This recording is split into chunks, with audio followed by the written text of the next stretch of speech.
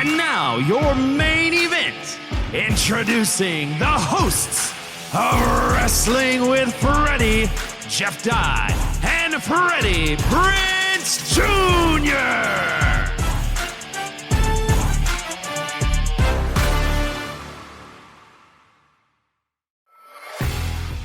All right, this week on Wrestling with Freddie, we get into... Oh, you're just with me today, by the way. So you got to just tell Jeff that you miss him, and we'll see him next week. But this week on Wrestling with Freddie, we're going to get into Seth's newest faction, The Vision. We're also going to get into Jacob Fatu being friggin' awesome and the shift that they made from Solo to him. Your thoughts and my thoughts and everyone's thoughts as to why. We can talk some Mox and Samoa Joe if we have time, and a whole bunch of other crap too. So here we go, you guys. I already kind of gave you a little update on my life, but also in my career as well. I have my movie I Know What You Did Last Summer coming out in July. The trailer's out. If you guys haven't seen it, you can see it on my Instagram page.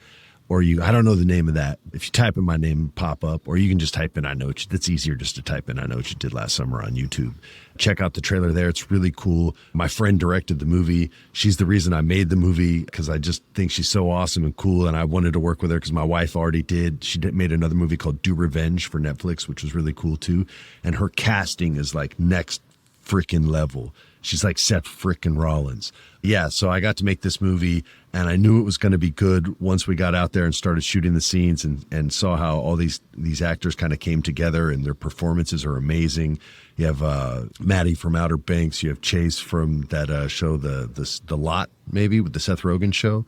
A bunch of other really talented actors. And you get to see me and J. Love Hewitt. So if you want some old school vibes too, we're in there too. It's not just like a cameo. We have big, substantial roles. Oh, maybe I wasn't supposed to say that, but don't edit it out. If I get in trouble, I get in trouble. People would be excited, I hope. But yeah, we have really cool roles in the movie. The script was awesome, and the kills are really unique and cool. And the dead bodies, you guys, the freaking dead bodies. Like the corpses in the original I Know What You Did are really good. If you want to see some really good prosthetics, or not prosthetics, but just body parts, the first one had great ones. Like when my wife's head gets chopped off and you just see her in the ice and you just see the head like sticking out of the ice. Like that looks awesome. And I know that's my wife and I shouldn't say that, but that's just super cool and gross and sticky and bleh. And I like horror movies. You should listen to my horror podcast. It's called That Was Pretty Scary. But yeah, so the corpses in this, they were made in Australia. And I'm a big like special effects, practical effects, like kind of snob, and have friends that work in the field. So I was like, well, let's see what they have here in Australia. And oh my God, it were the best dead bodies that I've ever seen on any set that I've ever been on. I literally thought it was this guy. His name's Austin. I was like, Austin, and he didn't move. And I went, oh my God. It was a fake body. But yeah, so the movie's really, really cool. I think you guys are going to love it. Now let's talk some wrestling. Nobody dies in wrestling, thank goodness. They just get beaten, pinned, or submitted. So here we go. The story of the night. Seth Rollins, I don't even think he needs the freaking, like he's so freaking cool. We'd say that. We don't need to say Seth freaking Rollins. Braun Breaker, who now if we look towards the future, Seth is the man that's going to make Braun Breaker, which is fucking amazing and awesome. That means eventually Braun's going to pin Seth Rollins 1, 2, 3 in the middle of the ring, and he's going to be the top friggin' dude, or one of the top dudes. WWE has a lot of top dudes right now. That's how good they are. But yeah, that's going to be amazing, and it's going to be a long ways away. So we get to see like They tell long-term storytelling in WWE. If you want to look back at the Bloodline storyline or countless others, they remember slights that have been done to each other in the ring, and it prevents them from forming factions, or they now talk about their histories in other federations. Like with a lot of the Latino wrestlers, they do that. They're giving a lot of people opportunities to tell stories here, even if they're not getting in the ring. Seth Rollins is one of the best wrestlers in the friggin' world. I keep seeing freaking. See, you don't have to say Seth freaking Rollins. And you can't say top guy on the mic because when Max wants to cut a promo and when CM Punk wants to cut a promo, those are like 10, 10, 10s. Seth has cut, to me, a couple of 10s in his career. The first time was when he turned on the crowd and bought it. And he said, I didn't sell out, I bought in. And the crowd was cheering, and he's like, fuck you guys. I don't want to hear you say shit. You can kiss my ass. And it was like to me, it was his best promo ever. That was when he wore like the all black. Now he comes out tonight on Monday, or last week on Monday Night Raw, in this sweet ass, like kingly royal jacket, because he's like the top dude now in the company. He won the main event at WrestleMania. He's saying that the future of the business is now.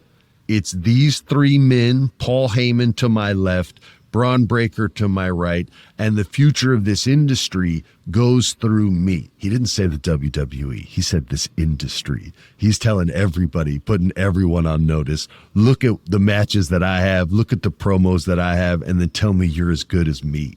I dare you. I freaking dare you. And you could argue after that win and after this promo that he cut, which was a top shelf promo, it gets cut short by Sami Zayn. We'll talk about that in a minute. You could argue this is one of his best promos, or would have been.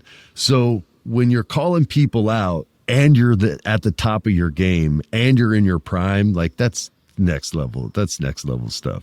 He's just dropping like all kinds of Easter egg subtleties within this promo, and he's just coming off like a straight king. You guys know I love Seth Rollins. I might not always love the clothes he wears, but I get the philosophy behind it. Tonight I thought the wardrobe was fantastic, or on this night the wardrobe was fantastic. So he's out there and he's chewing the fat with the people, and the people love him. And the CM Punk chants were not big in Kansas City, Missouri. And I think that's where the show was. And then they finally like chirped up a bit, but it was more boos, not because they hate CM Punk, but because they love Seth Rollins so much, and they don't want to support anyone that he's got beef with, right? And then he mentions Roman Reigns' name, and that one, the crowd was like, nah, fuck you, we love Roman Reigns too. We're chanting OTC super loud. But he got the most love. Like it's his name. And granted, he's the one in the ring, so obviously he's got so much like on both sides, and the crowd is in the palm of his hand, and now it feels like the industry's in the palm of his hand. And here comes Sami Zayn. And the crowd loves Sami Zayn too. I'm telling you, there's so many like upper echelon dudes that can cut nasty, clean promos that feel loose and feel conversational and don't feel like they were written for. It's just two dudes talking, two guys chewing the fat. And he comes out and he's looking at Rollins, and he's like, man, I don't know. And Rollins is like, yeah, you're probably out here to say, what's up, Seth? You're the freaking man, all this stuff. And Sammy's like, man, let me get this microphone. They hand him a microphone, and he's like, yo, I'm your friend. I've known you a long time, and I have to tell you the truth. And Seth's like, let me have it, baby. He's like Kent in the movie Real Genius from the 80s, where he's like, okay, God, let me have it. And then the laser from space hits the microwave popcorn, and it's the most popcorn in the world, and it blows him out of the house. It's an awesome movie. You guys should all see it. So he says, let me have it. And Seth lets him have it. And he's like, what the hell are you doing? You used to think that you were a better person than CM Punk. And even though it was self-righteous, you had evidence to back that up, because he left. He quit. He couldn't hack it, and you could. And then you say you're a better wrestler than Roman Reigns, that the industry goes through you and not him. I don't know if I agree with your problems with them anymore, because now it just seems like you didn't want to get rid of them. You were jealous of what they had.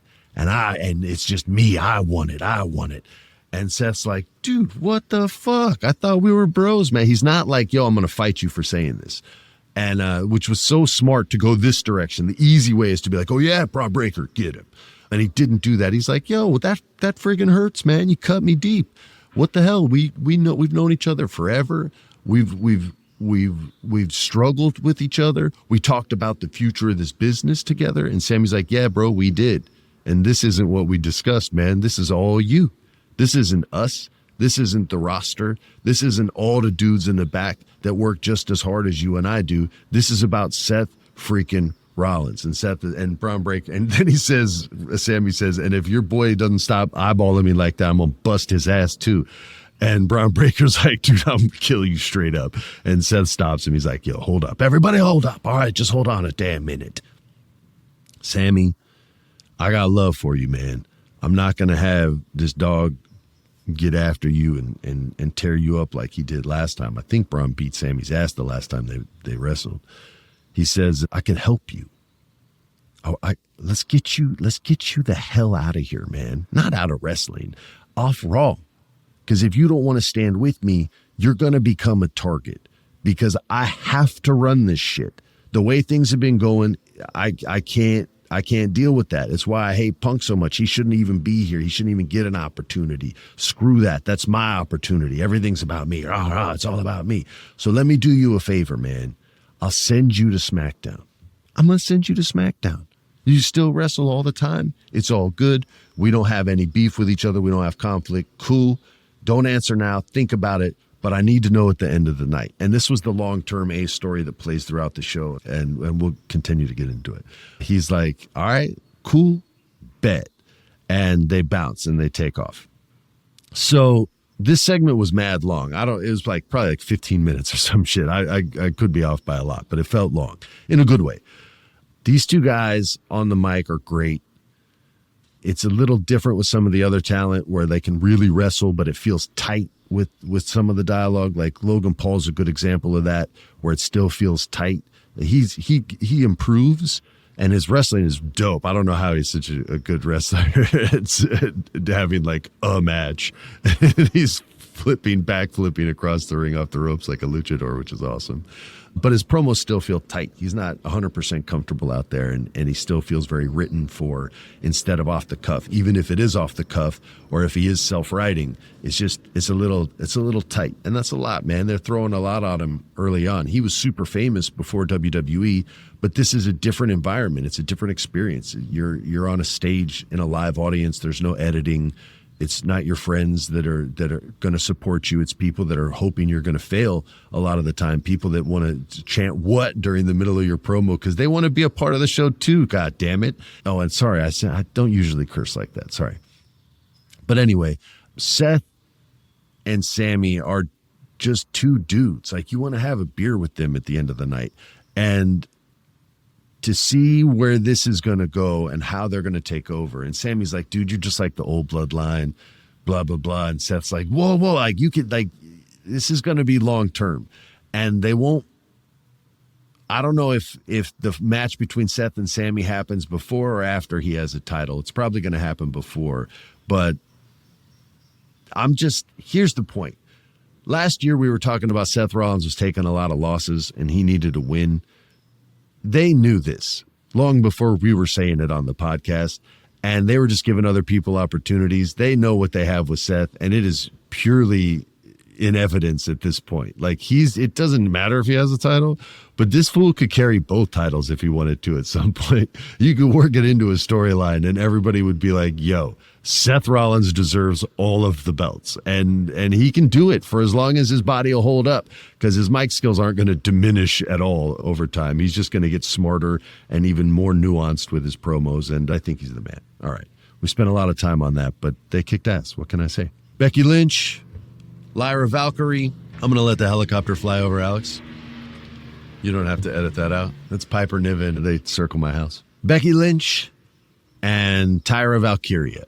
The friend of my enemy is my enemy is the philosophy behind this promo, and Becky explains her intentions, and she was the one that took out Bayley. Becky, you son of a bitch, how dare you? And then she turned on her own tag partner that's cold-blooded, beat her ass too, and now she's going to fight her for the IC title and take over, because there can only be one Irish woman on WWE, damn it. I'm glad they don't do that to Latinos, and they let more than one, because back in the old days, it was either Tito, Eddie, or Ray. I am Chavo too. We got some love. I'm just kidding. But anyway, we have their match set at Backlash, and we will get into all our Backlash predictions. That's right. Predictions are back.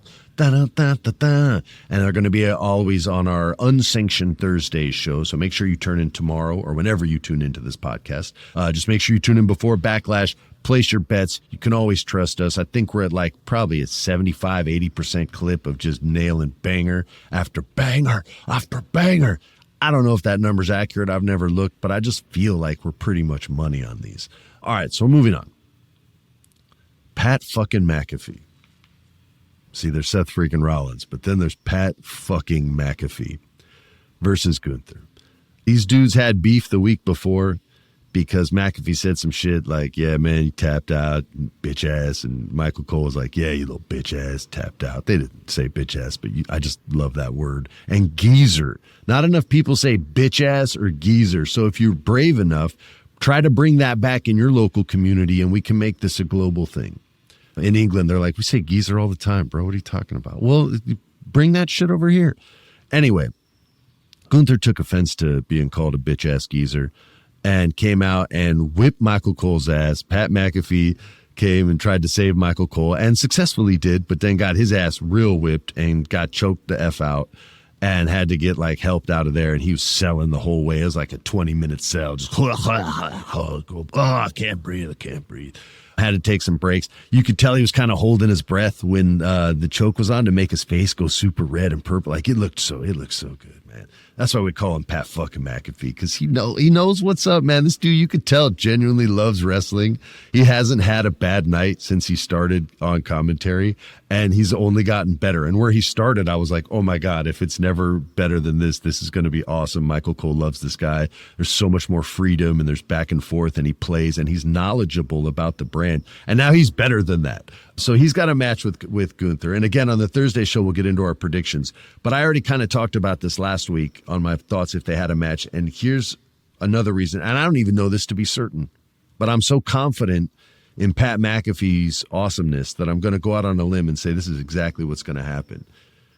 He's going to be probably not the first. There's got to be another celebrity that's lost a match.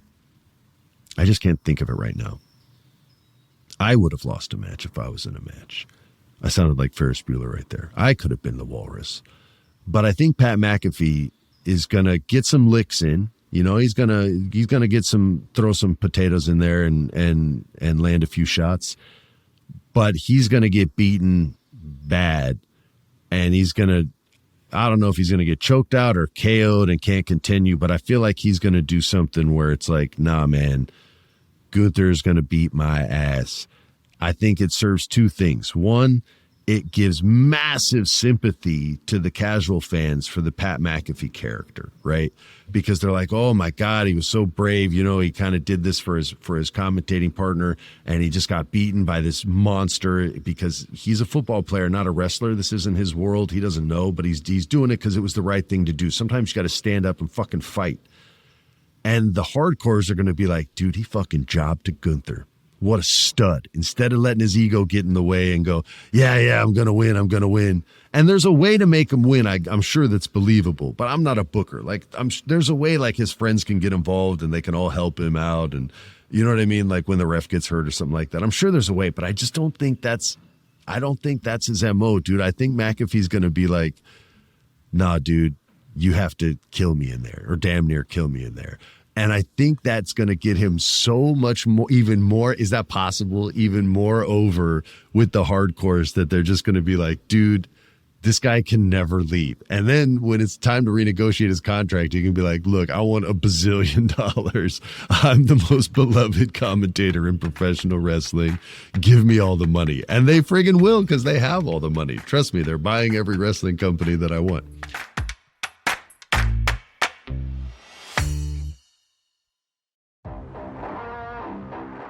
This segment's awesome. At the beginning of the show, he's like, I get an opportunity to talk, and he goes out there and does his thing. He says, when I die, I want to be remembered. And Nick Aldis makes the match official. It's going to be Pat McAfee versus Gunther at Backlash. Yeah, so I think that match is going to be awesome. I think it's going to be short, sweet, and I'm not saying the right guy's going to win, Gunther, and I'm not saying that's who I'm picking yet. You have to listen for Thursday. You know who I'm picking. I think it's going to go that way. I just feel like McAfee's an old school guy who's going to be like, nah, dude, you gotta get me. I don't know why, but that's what I think. We got Rey Fenix and Santos Escobar. They've been really good at maintaining this story for Santos, even though the U.S. title isn't in the future. They're keeping him active backstage. His backstage segments are getting much, much better each and every week, each and every month. He's really the leader and the heartbeat in all these segments, in helping get these other wrestlers over in the backstage segments. And then the matches in the ring, dude, these guys are luchadors. They're my favorite wrestlers in the world. So I can't say enough good things about them. And I'm not a pro wrestler, and nor have I ever, been an agent of a match. So I don't critique matches. But his storyline is with Rey Fenix, who is sick. Not sick like ill. He's fucking sick. And these guys have a history from the old school AAA to Lucha Underground. Lucha Underground was so good. If you guys don't know about it, it's got to be on YouTube. Check it out. If you guys do know about it, party on. We both like the same thing and we're awesome. But they talk about their history.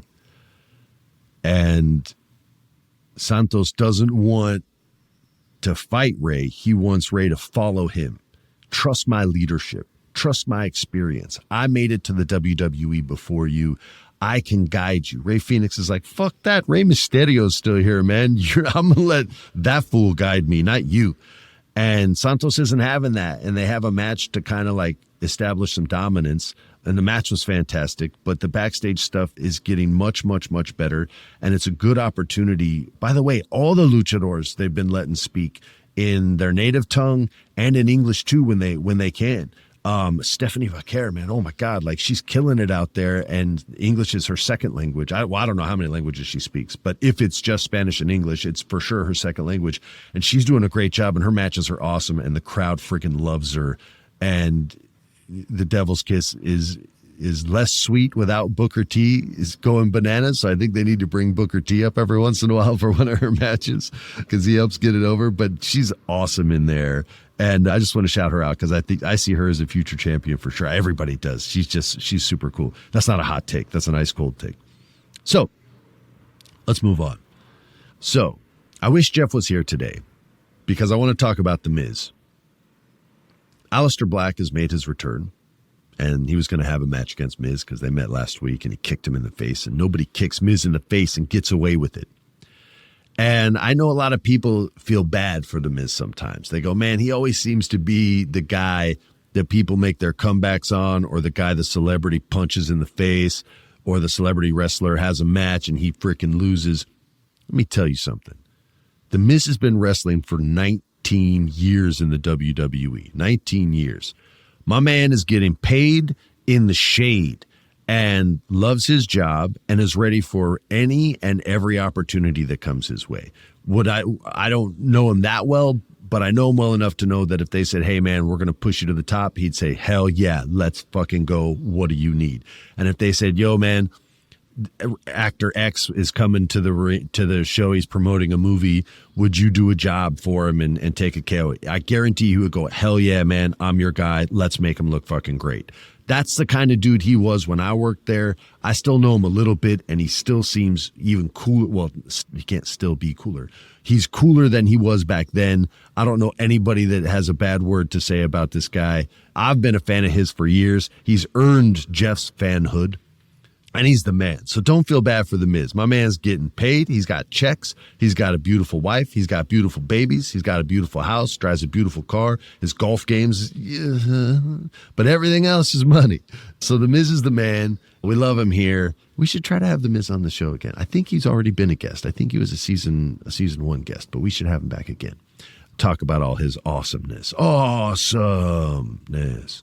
And anyway, Aleister Black gets the win. His moves look so real and cool. It looks like movie choreography when you watch an Aleister Black match. For flashes of it, they'll do like, strike, counter strike, dodge, duck, jump, poo, kick, wah. Like it's super cool. Anyway, we got a little bit of time left, so we can talk a little AEW. Shout out to them, by the way.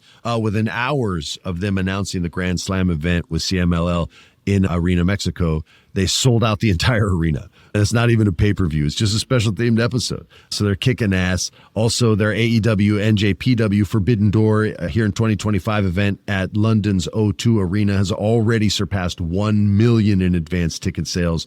And that positions them to be the third highest grossing event in AEW history, trailing only behind the 2 Wembley shows. Also, they're finally, they're using smaller arenas, but they're getting sellouts. The crowds seem hot. The energy seems good. They're mic'd well. They're not, I don't know if they're mic'd, but you can hear them. It just sounds good and clean. So shout out to them. We're still in the tournament, so there's not too much that I can talk about other than Hangman Page beat Kyle Fletcher, and he's going to face Will Ospreay. And one of those dudes gets to face either Samoa Joe or Jon Moxley for the AEW World Championship, the most important belt at that company. Although I think they do well with all their belts, and they have a lot. Again, there's no story here. It's all more character back motivation, and then this tournament format where sometimes bros have to fight bros and sometimes enemies have to fight enemies. Most of the time you get a good guy versus a bad guy, but nobody cares because they just want to see these awesome matches, and all their matches are not all of them. I don't like every single wrestling match I see, but AEW has super cool matches. I just wish there were stories behind them more. The long-term storytelling with the Hurt Business and MJF, I think, is a way people invest. There's going to be episodes you don't like and episodes you do, and segments you don't like and segments you do. But when you have this much time invested in it, and then you get eventually the Bobby Lashley, Maxwell Jacob Friedman match, like that's going to mean something. There's going to be a big investment there. Whether you clicked with the story or not, you know the story, you know the history. So you understand the story they're trying to tell in the ring better because you're better informed. You didn't like every lesson you learned in history class, but it shaped your brain and it helped you understand things so that we don't repeat the mistakes of the past, right? Like we didn't enjoy every day at school, but we still remember it, and it informed us and it helped us make decisions on tests so we didn't flunk out. Like that's the philosophy in all this kind of stuff. So just remember that when you guys go through and go, I fucking hate it. I'm talking to you, Jeff Dye. That's it for today's episode, you guys. Don't forget, Unsanctioned Thursday. We're going to call our shot, so to speak, and it's Prediction Thursday. And we're going to try to make you guys some money. As always, that day is sponsored by not any draft people. Maybe they hate how right I always am. Maybe they hate how much money they would lose every week. So screw them. Take all their money. Follow our predictions. We'll get back to you guys then. On behalf of Jeff Dye, my producer Alex, you guys are awesome, and we'll see you then. Peace.